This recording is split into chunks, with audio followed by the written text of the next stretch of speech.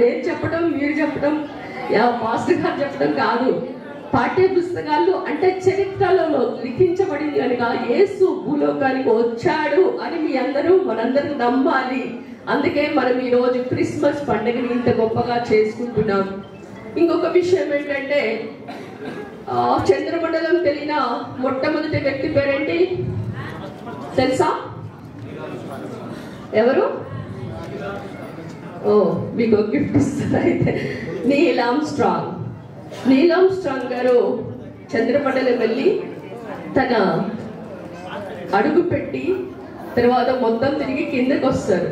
వచ్చినప్పుడు చాలా మంది మీలాంటి వాళ్ళు, విలేకరులు అందరూ ఆయన అడిగారంట, నీల్ ఆర్మ్స్ట్రాంగ్ గారు మీరు భూలోకం నుంచి చంద్రమండలం వెళ్ళారు, మరి మీ యొక్క అనుభవం ఎలా ఉంది, హౌ ఈజ్ యువర్ ఫీలింగ్ అని అడిగితే ఆయన ఒకటే మాట చెప్పాడంట, నేను భూలోకం నుంచి పైకెళ్తే కాదు, ప్రభు అయిన యేసు క్రీస్తు పరలోకం నుండి భూలోకం వరకు మనందరికి వచ్చాడు, అది కదా నిజమైన యేసు క్రీస్తు మనందరి మీద ప్రేమ అని చెప్పాడంట.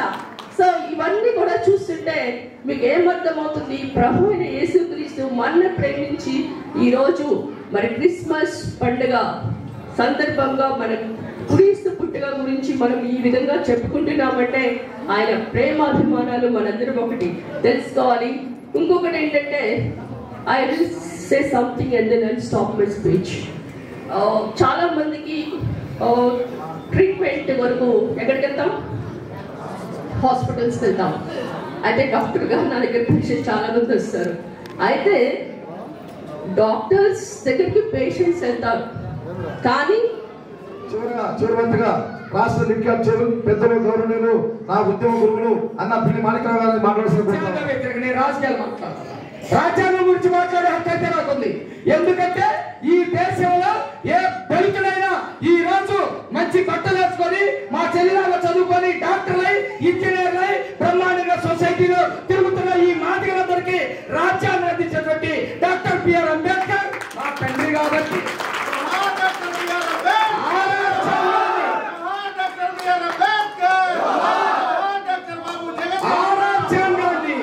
నేను మిగతా విషయాలు దొరికాను, ఎందుకంటే అది రాజకీయం అంటారు కాబట్టి.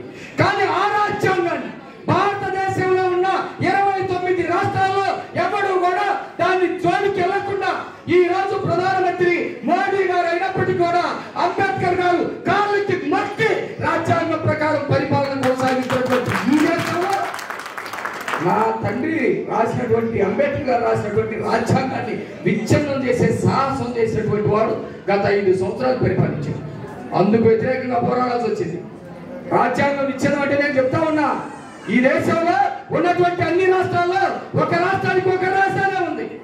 ఒక రాజధాని ఉండటం రాజ్యాంగ స్ఫూర్తి. అట్లాగే పరిపాలన వ్యవస్థ, న్యాయ వ్యవస్థ, అట్లాగే పరిపాలన వ్యవస్థ, న్యాయ వ్యవస్థ,